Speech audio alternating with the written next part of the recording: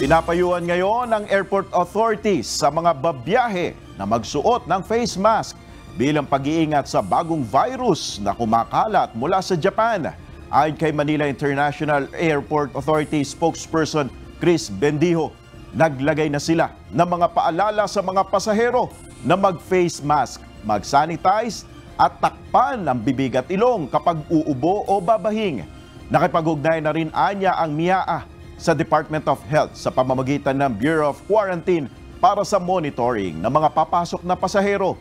Sa ngayon, may naitala ng 977 cases ng Streptococcal Toxic Shock Syndrome o STSS sa Japan. Ilan sa mga sintomas nito ay lagnat, panginginig, pananakit ng kasukasuan, pagkahilo at pagsusuka.